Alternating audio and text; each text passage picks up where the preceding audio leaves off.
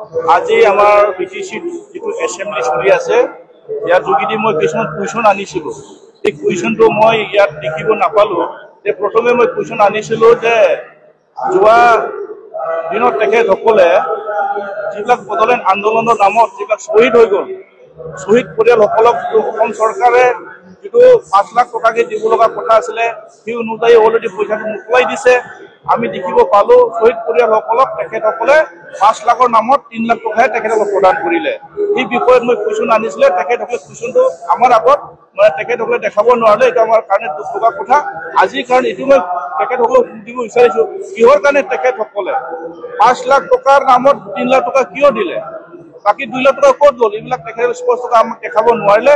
আৰু মই আৰু এটা কুৱেশ্যন আনিছিলে, আমাৰ এই তেখেতসকলৰ কাৰ্যকালত 2021 পৰা 2025লৈকে আজিৰ দিনত তেখেতসকলে আমাৰ বিটিচি অঞ্চলত যিটো 3rd গ্ৰেড 4th গ্ৰেড যিটো এপইণ্টমেণ্ট দিয়া প্ৰক্ৰিয়া যিটো আছে সেই অনুযায়ী মই কুৱেশ্যন আনিছিলোঁ। তেখেতসকলে মোক এনচাৰ দিছে আজিলৈকে তেখেতসকলে এজনো এপইণ্টমেণ্ট দিব পৰা নাই। এইটো অলৰেডি কণ্টিনিউ প্ৰচেছ চলি আছে বুলি তেখেতসকলে আমাক জনাব পাৰিছে। দুৰ্ভাগ্যজনক কথা, প্ৰত্যেক এছেম্বলি তেখেতসকলে কৈ থাকে যে 3rd গ্ৰেড 4th গ্ৰেড চাকৰি দিয়া প্ৰক্ৰিয়াৰ যোগেদি তেখেতসকলে এপইণ্টমেণ্ট দিয়া আছে বুলি কৈ আছিলে। আজি স্পষ্ট হৈ গ'ল, 5 বছৰ কমপ্লিট হৈ গ'ল তেখেতসকলৰ কাৰ্যকাল, আজিলৈকে তেখেতসকলে এজনো এপইণ্টমেণ্ট দিব পৰা নাই। এইটো আমাৰ কাৰণে দুখ লগা কথা। ইয়াৰ কাৰণে মই তেখেতক কি ধৰণৰ কাম কৰিব স্পষ্ট হৈ গ'ল। Thank you. নাই, তেখেতসকলে এনচাৰত সন্তুষ্ট নহয় মানে তেখেতসকলে এনচাৰ মোক দিছে যে তেখেতসকলে 3rd গ্ৰেড 4th গ্ৰেড আজিৰ ডেটলৈকে কিমান এপইণ্টমেণ্ট দিব পাৰিলে সেই কথাটো মই সুধিছিলোঁ এছেম্বলিৰ যোগেদি। তেখেতসকলক মই এনচাৰ হিচাপে দিছে আজিলৈকে তেখেতসকলে এজনো এপইণ্টমেণ্ট দিব পৰা নাই। এইটো স্পষ্ট হৈ আছে। যদি লাগে আপোনালোকক এই বিষয়ত তেখেতসকলক দিয়া এনচাৰটো মই আপোনালোকক দিব পাৰিম।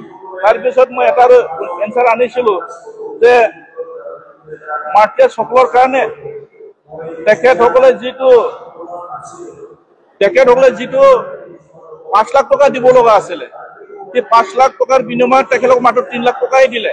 বাকী 2 লাখ টকাটো ক'ত গ'ল সেই কথাটো মই সুধিছিলোঁ, তেখেতসকলে আমাক এনচাৰ দিব পৰা নাই। তাৰপিছত মই সুধিলোঁ যিটো আমাৰ BTR চুক্তিৰ যোগেদি যিবিলাক 1500 কোটি টকা ভাৰত চৰকাৰ আৰু অসম চৰকাৰে যিটো দিব লগা পইচাখিনি আজি ডেটলৈ কিমান টকা আহি গ'ল আৰু কিমান টকা খৰচা কৰিব পাৰিলে সেই কথাখিনি মই সুধিছিলোঁ। তেখেতসকলে এনচাৰ মোক দিলে আজিলৈকে তেখেতসকলে এডমিনিষ্ট্ৰেটিভ এপ্ৰুভেলহে কৰি আছে, আজিলৈকে ফাইনেল তেখেতে 1 টকা পইচা লৈ আনিব পৰা নাই। ইয়াৰ কাৰণে কি বুজাব লগা আছে, ইয়াৰ কাৰণে মই গম পালোঁ যে তেখেতসকলে ব্যৰ্থতা তেখেতলোক ভালকে চলাব পৰা নাই। এইখিনি মই ক'লো। ধন্যবাদ। Thank U.